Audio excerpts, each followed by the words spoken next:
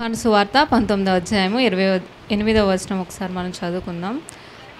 అటు తరువాత సమస్తమును అప్పటికి సమాప్తమైనదని యేసు ఎరిగి లేఖనము నెరవేరునట్లు నేను దప్పిగొంచున్నానను. ఒక చిన్న ప్రార్థన.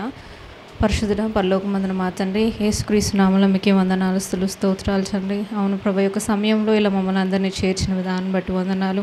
మీ వాక్యం వినాలి అని ఆసక్తి కలిగిన ప్రతి ఒక్క బిడ్డని జ్ఞాపకం చేసుకోండి. అవును ప్రభా, మీరు మాట్లాడితే మా బ్రతుకులు మార్చబడతాయి నాయన. అవును ప్రభా, వింటున్న ప్రతి ఒక్క బిడ్డ హృదయాన్ని మీరు సరిచేయండి, వినగలిగి సరి చేసుకుని నడుచుకునే జీవితాన్ని దయచేయండి. నన్ను మరుగుపరచండి నాయన. అవును ప్రభా, కేవలం మీ మాటలు మాత్రమే నా నోట ఉంచుతారని నమ్మచ్చు. ఒక చిన్నపాటి ప్రార్థన మీ పరలోక రాజ్యం చేర్చుకుంటున్నాం తండ్రి, ఆమేన్.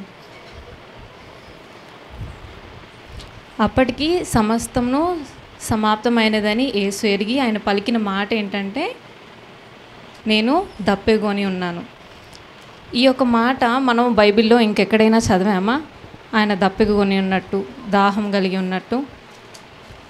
ఒకసారి మనం యోహాను సువార్త 4వ అధ్యాయము 8వ వచనం ఒకసారి చదువుకుందామా? యోహాను సువార్త 4:7. సమరయ స్త్రీ ఒకతే నీళ్లు చేదుకొనుటకు అక్కడికి రాగా యేసు, నాకు దాహం నకిమ్మని ఆయన అడిగారంట. మనం ఇక్కడ చూసి ఉన్నాం కదా, అక్కడ ఒక సమరయ స్త్రీ. సమరయులు అంటే మనకి తెలుసు కదా, వాళ్ళు వ్యభిచారంలోనూ పాపంలోనూ ఉన్నవారని, వారితో ఎవరు కనీసం మాట్లాడేవాళ్ళు కాదని మనం అక్కడ గమనించాం. అయితే అటువంటి ఒక స్త్రీ దగ్గరికి వెళ్ళి ఆయన ఏమని అడిగారంటే, నాకు దాహమునకు నీళ్ళు ఇవ్వమని యేసుక్రీస్తు ప్రభువారు అక్కడ అడిగారు. అయితే మనం కింద ఆ లేఖన భాగం 4వ అధ్యాయంలో చదువుతూ ఉండగా మనకి ఏమని అర్థమవుతుందంటే, ఆయన దాహమునకిమ్మని అడిగినది అక్కడ బావిలో ఉన్న నీరు గురించి కాదు, అంటే ఈలోక సంబంధమైన నీరు గురించి. అంటే ఆయన యొక్క దాహము ఈలోక సంబంధమైనది కాదు అని మనకి అక్కడ చదివిన తర్వాత ఇంకా స్పష్టంగా అర్థమవుతుంది కదా. ఒకసారి 4:10 ఒకసారి చదువుకున్నామా? అందుకు యేసు, నీవు దేవుని వరమును నాకు దాహముకిమ్మని నిన్ను అడుగుచున్న వాడెవడు? అదియు ఎరిగి ఉంటే నీవు ఆయనను అడుగుదువు, ఆయన నీకు జీవజలం ఇచ్చునని ఆమెతో చెప్పాను కదా. ఇక్కడ దేవుడు దేని గురించి మాట్లాడుతున్నాడంటే, జీవజలము గురించి మాట్లాడుతున్నట్టు మనకి స్పష్టంగా తెలియపరచబడింది. ఇక్కడ జీవజలము అనగా మనం వాక్య భాగంలో ఎక్కడెక్కడ చూస్తాము? ఒకసారి ఇదే యోహాను రాసిన సువార్త 4:14లో మనం చూసినట్లయితే, నేనిచ్చు నీళ్ళు త్రాగువాడెప్పుడును దప్పిక కొనడు, నేను వానికి నీళ్ళు నిత్య జీవమునకై వానిలో ఊరెడు నీటి బుగ్గుగా ఉండునని ఆమెతో చెప్పాను. సో ఇక్కడ దేవుడు ఏమని చెప్తున్నారంటే, ఆయన ఇచ్చే నీళ్ళు నిత్య జీవమునకు సంబంధించినవని, అవి ఆయన ఇచ్చినప్పుడు అవి ఎప్పుడు ఊరెడు నీటి బుగ్గగా ఉంటాయని ఆయన యొక్క లేఖనం ద్వారా ఆయన తెలియపరుస్తున్నాడు. ఒకసారి మనం యోహాను సువార్త 7వ అధ్యాయము 38 మనం చదివినట్లయితే, నా యందు విశ్వాసముంచి వాడెవడో లేఖనము చెప్పినట్టు వాని కడుపులో నుండి జీవజల నదులు పారునని బిగ్గరగా చెప్పెను. తన యందు విశ్వాసం ఉంచువారు పొందబోవు ఆత్మను గూర్చి ఆయన ఈ మాట చెప్పెను. సో మనకి ఇక్కడ ఇంకా క్లియర్గా ఏమన్నా అర్థమవుతుందంటే, ఆయన యాకోబు బావి దగ్గర ఉన్న నీళ్ళు గురించో ఈ లోక సంబంధమైన నీరు గురించో కాదు, కానీ నిత్య జీవమునకు చేర్చగలిగే ఒక నీటి గురించి ఆయన ఇక్కడ చెప్తున్నట్టు మనకి స్పష్టమవుతుందన్నమాట. ఇంకా ఆ నీరు గురించి ఆయన ఏం చెప్తున్నారంటే, ఆయన జీవజలం ఇచ్చువాడు అని. ఆయన ఇచ్చిన నీళ్లు తాగిన వారు మరెన్నటికీ దాహము పొందరని. అండ్ ఆ నీరు ఎలా ఉంటుందంట? ఊరెడు నీటి బొగ్గుగా ఉంటుందని ఆయన చెప్తున్నారు. వీటన్నిటి పదాలు మనకి కొంచెం కష్టంగా ఉండొచ్చు. అంటే నాకు చాలా సంవత్సరాల దాకా ఇది అర్థం కాలేదు. ఏంటి నీరు గురించి, ఈ విషయం గురించి ఏం చెప్తున్నారు, అంటే ఊరడి నీటి బొగ్గ అంటే ఏంటి, ఆయన నిత్య జీవ జలం అంటే ఏంటి, ఇవన్నీ నాకు అర్థం అవడానికి కొంచెం టైం పట్టింది. కానీ ఆయన ఆత్మ గురించి, అనగా పరిశుద్ధ ఆత్మ గురించి ఆయన ప్రత్యక్షత కలిగినప్పుడు అప్పుడు ఏమని అర్థమైందంటే పరిశుద్ధ ఆత్మ గురించి యేసుక్రీస్తు ప్రభువారు ఇక్కడ పరిచయం చేశారని. మనకి చాలా విషయాలే తెలుసు. యేసుక్రీస్తు ప్రభువారు ఈ లోకానికి వచ్చి మనల్ని మన పాపం నుంచి విడిపించడానికి, మన దారిద్రత నుంచి విడిపించడానికి, ఇవి మాత్రమే కాదు కానీ అనేకమైన పనులను సంపూర్తి చేయడానికి ఆయన వచ్చాడని. అయితే ఆయన యొక్క బలిదానం జరిగిన తర్వాత మనం ఒక మాట చూసాం కదా, అటు తర్వాత సమస్తమును సమాప్తం చేసిన తర్వాత ఆయన ఏమి సమాప్తం చేశారు అని అంటే, మనం మోషే కాలం తర్వాత అతి పరిశుద్ధ స్థలంలోనికి ఆయన యొక్క మందసం ఎక్కడ ఉంచబడేది? అతి పరిశుద్ధ స్థలంలో. అక్కడ ఎవరు మాత్రమే ప్రవేశించగలరు? యాజకులు మాత్రమే. కేవలం యాజకులు మాత్రమే ఆయన స్వరమును వినగలిగేవారు, ఆయన మందసముని చేరగలిగేవారు. అటువంటి ఉన్న ఆ స్థితి నుంచి ఆయన యొక్క బలిదానం వలన ఏమనే అధికారం పొందుకున్నారు? పరిశుద్ధాత్మ యొక్క పరిచయం అనేది, పరిశుద్ధాత్మను సంపూర్ణంగా మనలో వసించగలిగే యొక్క స్థితిని ఆయన సంపూర్తి చేశాడని మనకి ఈ భాగం కూడా తెలుస్తుంది. మనం మత్తయి సువార్తలో చూసినట్లయితే ఆ మధ్య తెర అడ్డంగా చినిగి వేయబడింది. అంటే అతి పరిశుద్ధ స్థలములోనికి యాజకులు మాత్రమే కాదు కానీ ప్రతి ఒక్కళ్ళు ఆయన చేరుకోగలిగే ఒక స్థితిని యేసుక్రీస్తు ప్రభువారు ఇక్కడ కలిగించారు. అది కూడా ఆయన సమాప్తము చేసి ఉన్నారు అని ఈ ద్వారా మనకి ఈ వాక్యం ద్వారా అర్థమవుతుంది. అయితే ఇక్కడ యోహాను సువార్తలో సమరయ స్త్రీ కూడా మాట్లాడుతూ ఏమని అనిందంటే, మనం 21వ వచనం మనం 4:21లో చూస్తే, అమ్మ ఒక కాలం వచ్చుచున్నది, ఆ కాలమందు ఈ పర్వతం మీదనైనను యెరూషలేములోనైనను మీరు తండ్రిని ఆరాధింపరు, నా మాట నమ్ముము. మీకు తెలియని దానిని ఆరాధించువారు, మేము మాకు తెలిసిన దాన్ని ఆరాధించువారము. రక్షణ యూదుల్లో నుండియే కలుగుచున్నది. అయితే యథార్థముగా ఆరాధించువారు ఆత్మతోనూ సత్యముతోనూ తండ్రిని ఆరాధించు కాలం వచ్చుచున్నది, అది ఇప్పుడును వచ్చేయున్నది. తను ఆరాధించువారు అట్టివారే కావాలని తండ్రి కోరుకుంటున్నాడు. మనం ఇప్పుడు దాకా ఫస్ట్ నుంచి మనం చూసినట్లయితే, ఫస్ట్ మనం ఏ వచనంతో స్టార్ట్ చేస్తాం? యేసు క్రీస్తు ప్రభువారు దప్పికగొని ఉన్నారు అనే ఒక మాటను మనం చదివి ఉన్నాం. సెకండ్, ఆయన సమరయ స్త్రీ దగ్గరికి వచ్చి నాకు దాహమునకు నీళ్ళు ఇవ్వు అని ఆయన అడిగింది చదివాం. థర్డ్, మనం ఏం చదివాము? నేనెవరో, నిన్ను దాహమునకు నీళ్ళు ఇవ్వమని అడుగుతున్న నేనెవరో తెలిస్తే నువ్వే నన్ను దాహమునకు నీళ్ళు ఇవ్వమని అడుగుతావు అని యేసుక్రీస్తు వారు చెప్పి ఉన్నారు కదా. మనం అందరం మరి ఎప్పుడైనా ఆయన్ని నిజముగా ఎరిగిన వారమైతే ఆయన దగ్గరికి వెళ్ళి నేను దప్పికొని ఉన్నాను ప్రభువా అని మనం అడిగామా?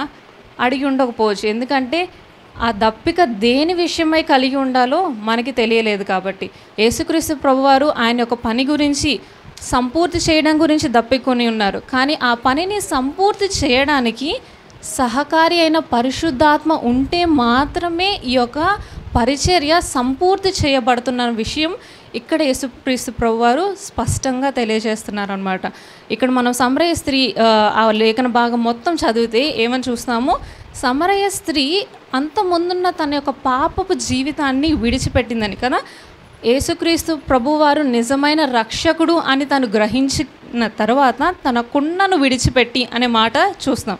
అంటే అక్కడ కుండ అంటే తన పాపపు యొక్క జీవితాన్ని. తర్వాత తను ఏం చేసింది? తను సమరయలో ఊరిలోకి వెళ్ళి అక్కడున్న వారు అందరికీ తన యొక్క జీవితాన్ని సాక్ష్యంగా చెప్పింది. నాతో మాట్లాడింది ఎవరో తెలిస్తే మీరు మార్చబడతారు అని.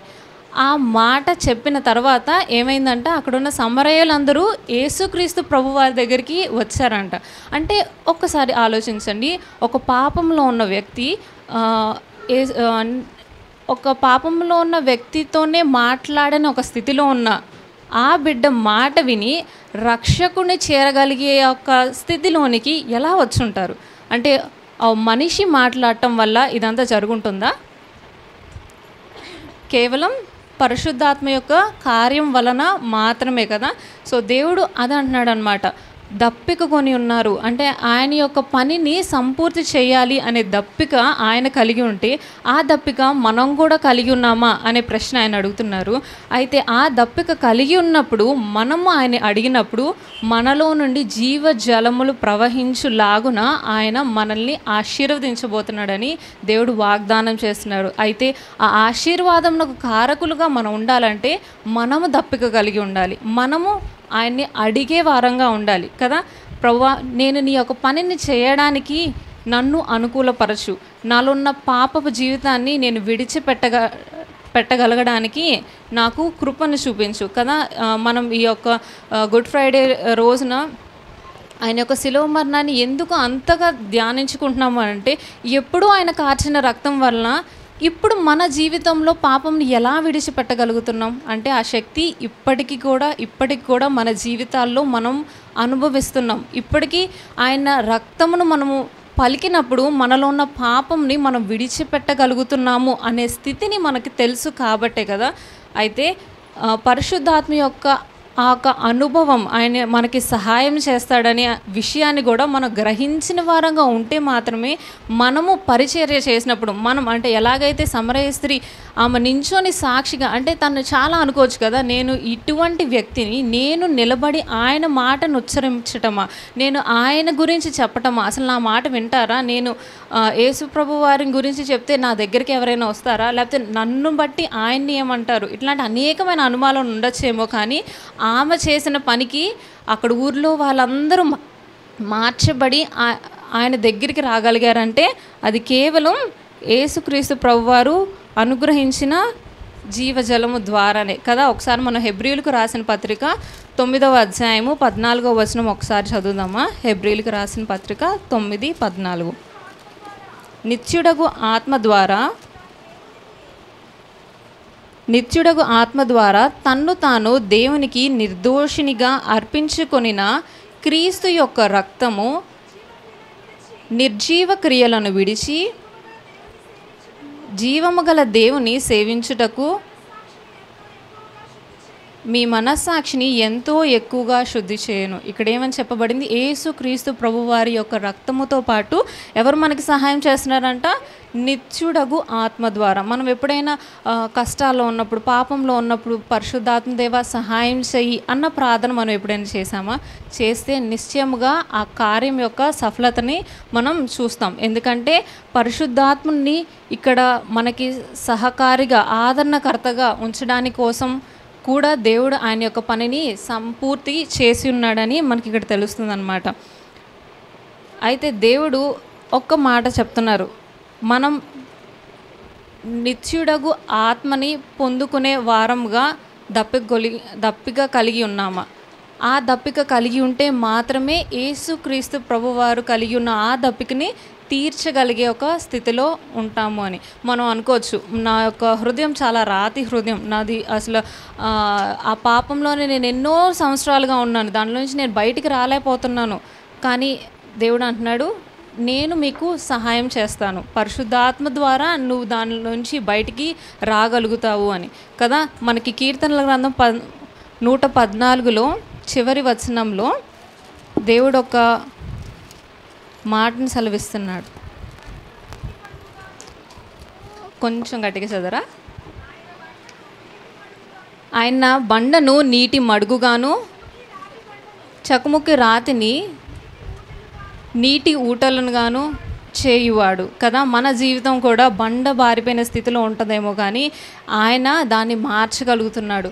ఉబికే నీటి ఊటల నుంచి అంటే లైక్ మనం నించొని ఆయన మాటను పలికినప్పుడు అనేక మందిని మార్చగలిగే ఒక స్థితి అర్హత మనకి లేదు, కానీ పరిశుద్ధ ఆత్మ ద్వారా కార్యాన్ని జరిగిస్తానంటున్నాడు. సో మనము దప్పిక కలిగి ఉన్నామా లేదా అనేది మనం ప్రశ్నించుకుంటూ ఆయన దప్పికని తీర్చగలగడానికి ఆయన యొక్క రక్తముతో పాటు నిత్యుడగు ఆత్మ, పరిశుద్ధ ఆత్మ కొరకు మనం వేడుకోవాలని దేవుడి యొక్క సమయంలో మరి ఒకసారి మనకి జ్ఞాపకం చేస్తున్నాడు. దేవుడిచ్చిన వాక్యాన్ని దీవించును గాక.